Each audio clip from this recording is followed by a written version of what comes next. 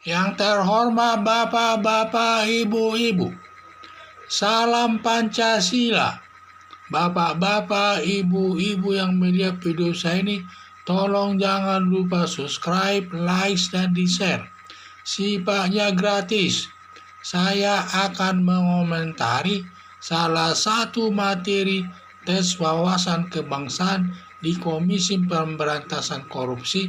Pilih mana, Pancasila atau agama?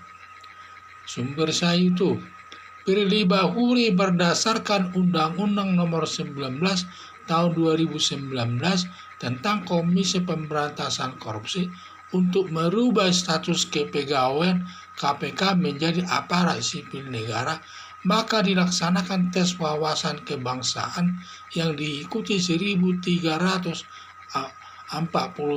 orang aparat pegawai KPK tersebut. Jadi di dalam dari 1.341 orang tersebut yang mengikuti tes itu ada 75 orang yang dipecat karena tidak lulus tes tersebut sehingga dipecat. Kelompok 75 orang yang tidak lulus tes wawasan kebangsaan dianggap alasan menyingkirkannya karena ada materi daripada tes wawasan kebangsaan tersebut tidak ada hubungannya dengan pekerjaannya di KPK. Salah satu pertanyaan, pilih mana Pancasila dengan agama?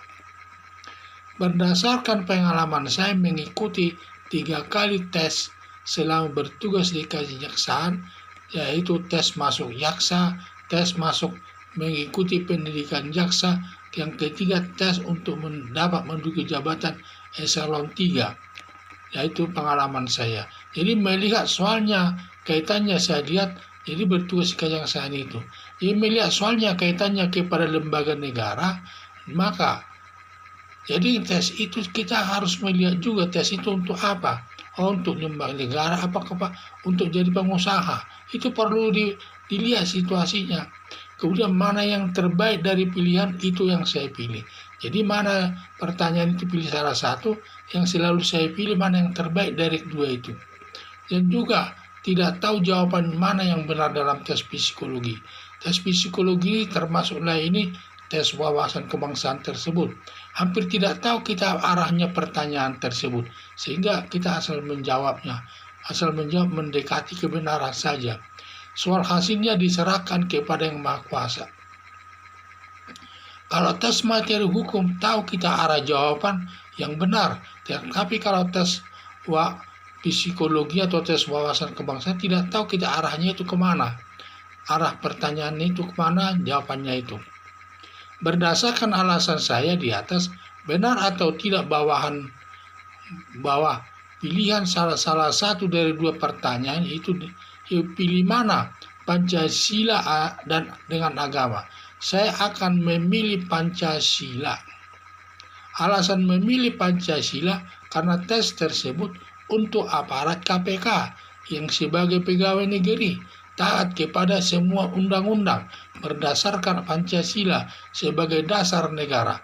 Karena aparat KPK ini wajib taat kepada undang-undang dan kepada atasan yang berdasarkan Pancasila.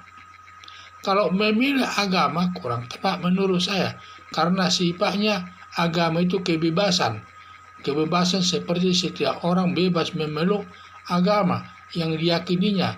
Jadi lebih tepat kalau memilih agama, lebih tepat menjadi pengusaha atau pengacara, bebas dia, tidak ada yang mengaturnya. Itulah. Mengenai benar atau tidak, jawaban saya hanya sebagai pandangan dalam menghadapi psikotes atau tes wawasan kebangsaan tersebut. Jadi menurut saya tidak ada yang aneh yang ditanyakan tes wawasan kebangsaan tersebut. Apalagi yang membuat materi tes wawasan kebangsaan tersebut dari Badan Kepegawaian Negara yang ahli semuanya, yang dapat mempertanggungjawabkan keilmiahannya, yang didukung para personilnya ada pendidikannya sarjana S1, sarjana S2 dan juga dokter, banyak yang bergelar dokter di sana yang membuatnya. Jadi harapan saya bagi yang tidak lulus tes wawasan kebangsaan, lebih baik dia mencari kerja di luar KPK, Komisi Pemberantasan Korupsi. Bisa pengacara, bisa jadi pengusaha, daripada melibatkan pihak lain seperti Komnas HAM, Ombudsman, PGI yang menimbulkan kegaduhan atau lebih tepat menggugat. Jadi kalau daripada demikian menimbulkan kegaduhan, lebih tepat 75 anggota KPK yang tidak lulus tersebut mengajukan gugatan ke Peradilan Tata Usaha Negara. Yang jelas nanti putusannya, kalau nanti setiap orang yang menggugat itu nanti apapun putusan pengadilan dan kita wajib menerimanya. Karena kalau masalah tersebut diajukan gugatan ke Peradilan Tata Usaha Negara, di mana badan kepegawaian negara akan mau memberikan keterangan di muka hakim, karena dia bebas memberikan keterangannya kalau di muka hakim. Tetapi kalau di masyarakat dia tidak boleh, karena hal itu merupakan rahasia negara, itu tidak boleh dibuka di muka umum. Tetapi kalau digugat di Pengadilan Tata Usaha Negara, maka nanti semua yang membuat soal tersebut dari badan kepegawaian negara, dia bisa memberikan jawaban bebas, dia memberikan jawaban kepada masyarakat bahwa soal pertanyaan-pertanyaan yang diajukan tersebut. Ya itulah saya lihat.